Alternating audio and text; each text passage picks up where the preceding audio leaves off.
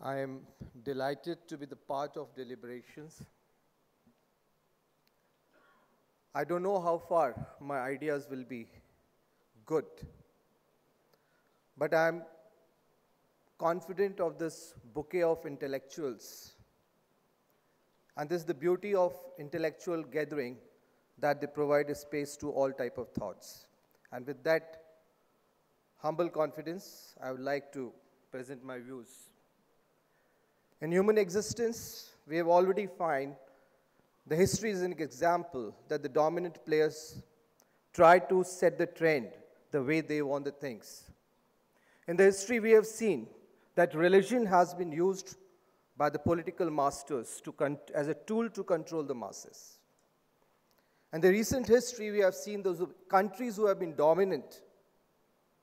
They have tried to control the other countries, and wherever the military victory has not been converted into civic victory, lots of problems have arisen. It means we have to diagnose the problem first, how to control the masses, why these things are arising the way they are arising. There must be reasons for it, and that indicates that where are the root cause and what are we doing. There must be a single man once upon a time, must be physically very strong built, he must be controlling things. Then there must be a group of people, there must be tribes who must be controlling, creating terror. Then there were kingdoms who had better weapons, as you see in the history. They must have ruled. Then there came the market economy, balance of power to balance of payment. The countries try to rule, dominate in various ways. And today we have reached to the era where information is controlling the roost.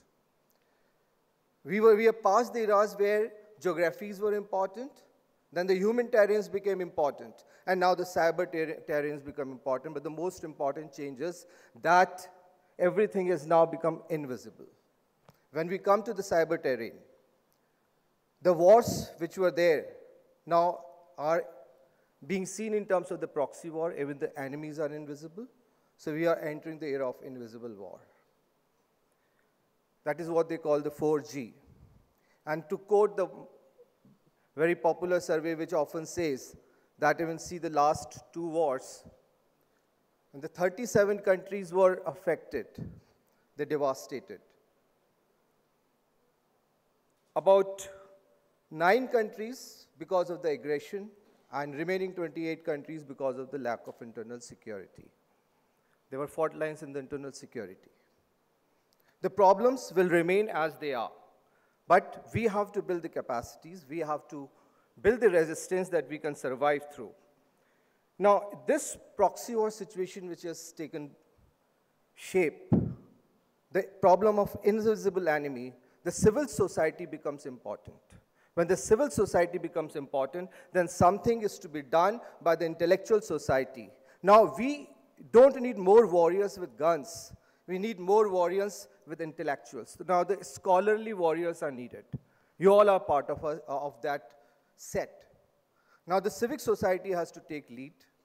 And all those agencies which are related to the civic society, I come from a police organization, so I will even plead that even the policing systems have to be strengthened because they are the first responders, even in the proxy war situations.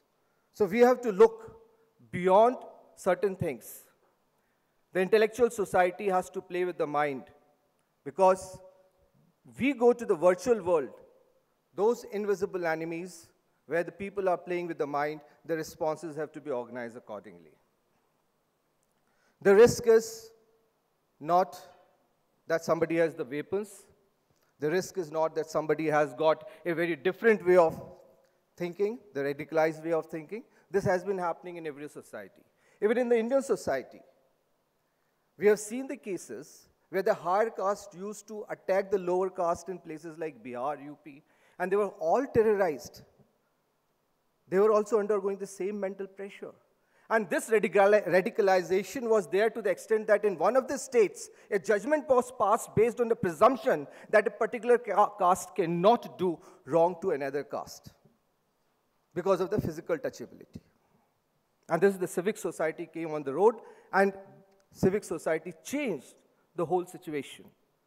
That is the power of this civil society. And therefore today, if any narrative is to be built, as my predecessor, the earlier speakers have also spoken in their own way, the world over, the civic society has to come together, and we have to have the scholarly warriors now on the virtual world, because that is controlling the mind. And the most important thing, the only weapon which is potent, which the God has made, and very complicated and very potent, is the mind.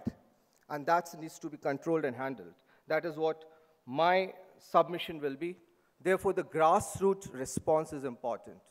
Therefore, when we say, like in a land we say, that the weeds will anyway grow, the wild growth will be there. You sow the good seeds, so that they take over. That hypothesis is good, even for individual, for the society, in any country, or even at the global community level. And therefore, all intellectuals, don't expect that the wild grass or the weeds will not grow. They will grow. But the intellectual society, the civic society, has to sow the seeds. We have to make the land infertile for any terrorist seed which can come. We increase our own internal resistance. As I said, we have to be inclusive. We cannot be, as an intellectual, a responsible citizen, talking we and they. No. It has to be an inclusive society. And when we talk about that, again I take two dictums. One is that the solution of a problem lies in the womb of the problem. I repeat, the solution of any problem lies in the womb of the problem. And when my friend from this dais said that there have been examples of Sufism, there had been examples of the preachers, the intellectuals in that society, probably the civic society globally has to take an inclusive view of the intellectuals in a particular segment, and the right type of thought has to be generated. Another, I borrow from one of the anecdotes of Akbar and Birbal.